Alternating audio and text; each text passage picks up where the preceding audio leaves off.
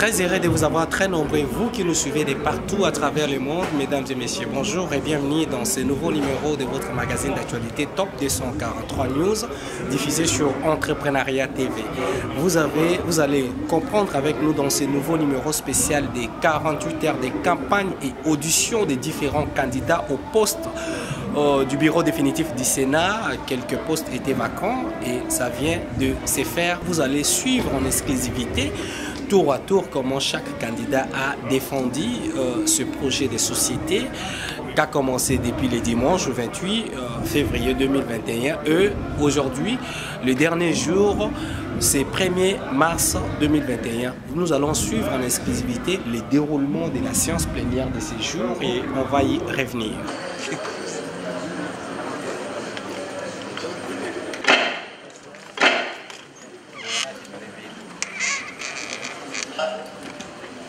Au bureau définitif du Sénat.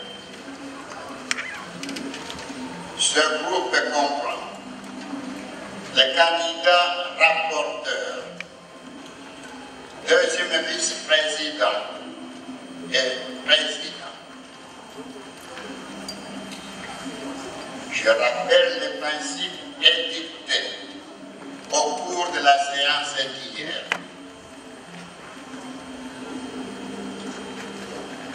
Pour les membres de l'Assemblée plénière, pas d'acclamation, pas de cri d'approuvement, propose le remplacement à la page 3, 5e paragraphe, des termes bureau déchu par bureau de missionnaire, étant donné que les 6 membres avaient démissionné. Alors, si d'ici demain, il n'y a pas d'avis contraire, cet amendement sera porté. J'accorde la parole aux candidats. Décider de tronquer leurs vacances parlementaires au bénéfice du glissement afin de se livrer à cet exercice démocratique dans le but d'aspirer au bien-être commun.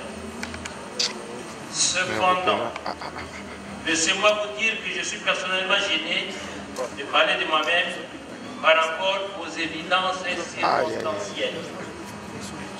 Qu'à cela ne tienne, le discours de campagne est un exercice scientifique qui consiste 1. à expliquer le contexte de la campagne, 2.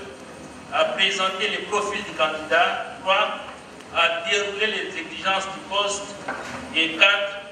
à marier le profil du candidat aux exigences du poste.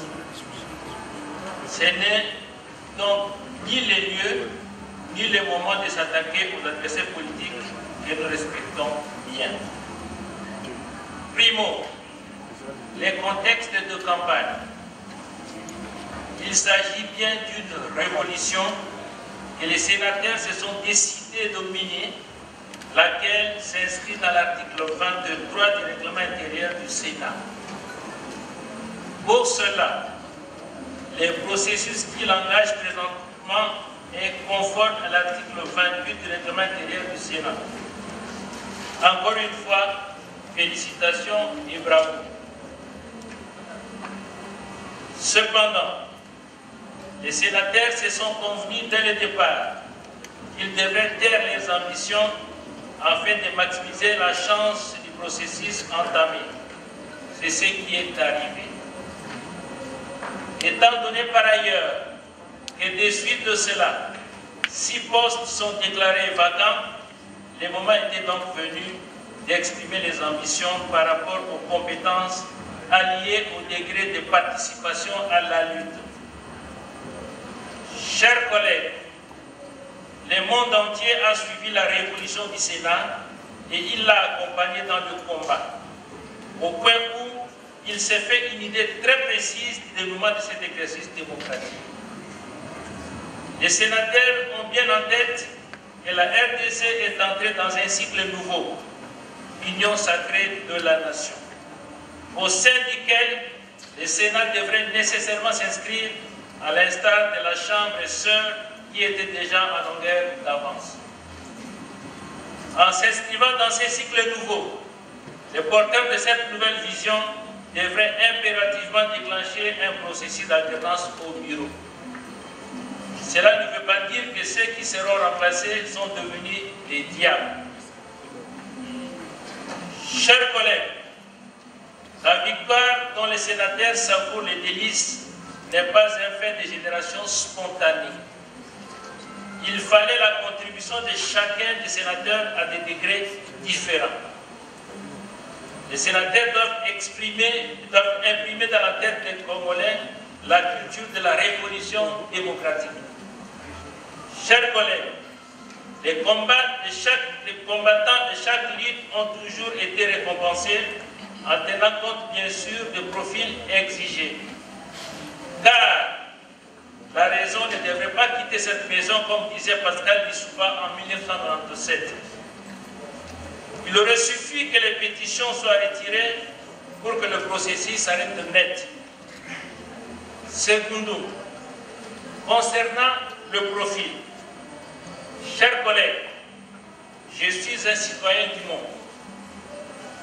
Né à Kisangani, en province orientale, j'ai fait mes études primaires à Guémena, province de l'Équateur à l'époque, alors que j'ai partagé mes études secondaires, une partie à Kisangani, une deuxième à Goma. J'ai fait ma formation académique, entre autres, à Kinshasa. J'ai porté ma soutane comme frère mariste à Nyangezi, province du Kivu. J'ai travaillé à Badolité comme professeur de français et correspondance commerciale à l'Institut Kaya. Ensuite, j'ai travaillé comme secrétaire de direction à la ferme présidentielle de Fiwa, toujours à Badolité. J'ai quitté Badolité en 1986 pour être engagé la même année à l'ONATRA comme chef de gare première classe, où j'ai fait 33 ans de service avant de venir construire une autre famille ici au Sénat. Chers collègues, j'ai travaillé pendant 11 ans dans le Congo central, à Kassangou, Kinamba, Kisantou, Malakisende, Lufutoto, Pilungongo, Kimpese et Madate. L'ONATRA m'a envoyé en formation partout dans le monde, en France, en Allemagne, en Hollande, en Belgique, Congo-Brazzaville, Angola, République sud-africaine. Aussi suis-je élu de la ville, province de Kinshasa. Fort de ce qui précède, je suis véritablement citoyen du monde. Quelle est mon expérience? Depuis le 7 mars 2015, je suis détenteur d'une décision de désignation par le ministre des Transports ainsi que celui des Affaires étrangères comme expert ferroviaire. J'ai participé aux études préliminaires sur le projet route rail Kinshasa-Brazzaville. Mon expertise a été requise également lors des travaux en commission pour la reprise des chemins de fer de Benguela en 2015. J'ai gravi tous les échelons de ma filière professionnelle jusqu'au grade de directeur. Quelles sont mes spécialisations? J'ai une spécialisation en droit maritime à l'Institut portuaire du Havre en France. J'ai un satisfait site en exploitation ferroviaire et commerciale de l'École supérieure africaine des cadres de chemin de fer. Quelles études ai-je faites? Je suis de la 3e promotion d'escompte de la chaire UNESCO de l'UNIKID, où j'ai fait le 3e cycle en management économique et droit de l'homme. Je détiens 2 diplômes de licence, tous en distinction. Un diplôme en gestion des entreprises, un 2e en droit public. Je suis détenteur de 3 diplômes de graduat. Un en français et linguistique africaine, un 2e en animation culturelle, un 3e en voile. Au niveau secondaire, j'ai 2 titres. Un diplôme de D4 et un diplôme de D6. Tertio, exigence du poste. Le 2e vice-président du Sénat est chargé de contrôle parlementaire, chargé de relations avec la Cour des comptes et chargé de relations avec le Conseil économique et social. Quarto, rapprochement entre les profils et les écrivains. Je dépends techniquement du 2e vice-président. De là, de la présidence de la commission à la deuxième vice-présidente, il n'y a qu'un pas. Logiquement, je suis dans ma filière verticale. Cette fonction exige de l'endurance, de l'énergie et de la maîtrise des dossiers.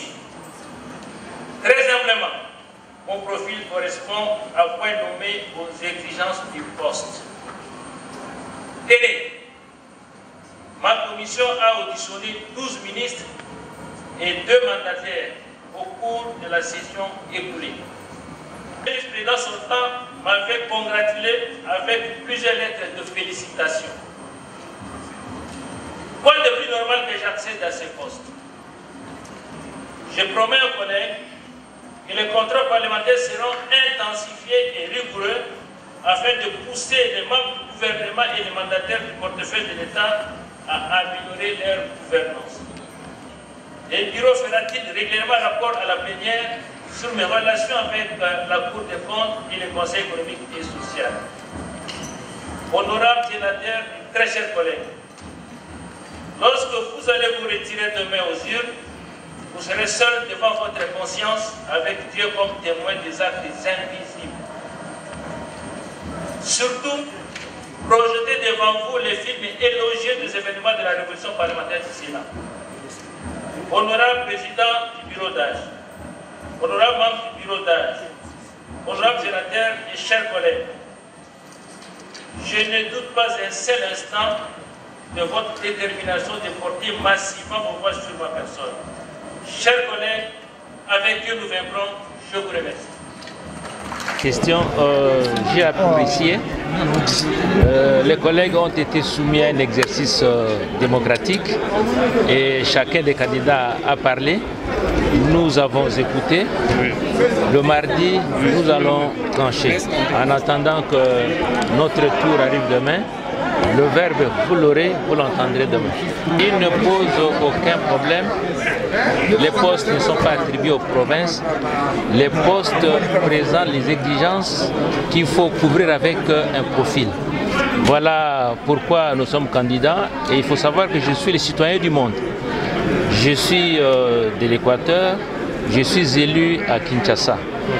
Nos joueurs léopards qui ont la nationalité étrangère, quand il y a des matchs pour leur pays, ils jouent alors qu'ils ont une nationalité étrangère. Donc je suis le citoyen du monde. J'ai un sentiment de satisfaction que le monde entier m'ait écouté, que mes collègues puissent me découvrir parce que nous sommes là, ça fait 2 ans, nous n'avons pas eu le temps de nous connaître et la révolution que nous a menée nous permet aujourd'hui de nous connaître. Je pense qu'avec ce que j'ai présenté comme CV, ils vont s'en servir pour que tout le monde vote pour moi. Parce que, comme je l'ai dit, je suis président d'une commission. Ma hiérarchie, c'est le 2e vice-président. Donc, si je deviens 2e vice-président, donc je ne monte que d'un seul pas, alors que les autres vont commencer par apprendre avant d'exercer. L'audition du discours. L'audition du discours de mon collègue Valentin Guérengo Mvenin, qui se trouve être le candidat que je supporte pour, n'est-ce pas, la conquête du poste de 2e vice-président du Sénat. Vous savez qu'il y a eu un processus, n'est-ce pas, de révolution démocratique qui a aujourd'hui conduit, à la compétition, n'est-ce pas, pour, n'est-ce pas, l'élection du nouveau bureau définitif qui va avoir lieu déjà demain. Nous avons suivi comme ça l'audition de plusieurs candidatures. Chacun a essayé de vendre son image de par différentes compétences nous exhibées. Aujourd'hui, les qualités nous avons suivies, mais il faut aussi retenir que pour différents postes, notamment celui de 2e vice-président, on a besoin de l'énergie pour bien conduire ce poste, étant donné que c'est un poste qui demande beaucoup de détermination et beaucoup d'engagement, parce que vous savez, aujourd'hui, si la République démocratique du Congo connaît un problème d'émergence, c'est parce que la gouvernance pose problème. Il faut quelqu'un, n'est-ce pas, de l'énergie, quelqu'un qui maîtrise, quelqu'un des compétences à ce poste pour que le contrôle parlementaire soit rigoureux. Et je pense que mon candidat, Valentin Guérengo, il a le mérite, n'est-ce pas, de travailler à ce poste et de servir la nation à travers le Sénat et à travers ses postes. Le nouveau bureau est fini. Bonne chance à tout et suspect. Merci pour votre fidélité, mesdames et messieurs, pour l'attention que vous accordez à Top 243 News, diffusé sur Entrepreneuriat TV pour mieux vous informer en temps réel avec toute impartialité. D'ici là, portez-vous bien. À nous revoir très bientôt. Bye. Vous informer de l'essentiel de l'actualité en République démocratique du Congo en temps réel. Il vous suffit de vous abonner sur notre chaîne YouTube Entrepreneuriat TV grâce à votre magazine d'information générale Top 243 News pour recevoir toutes les notifications de cette nouvelle édition des informations du jour. Au nom de toute la rédaction, nous vous remercions.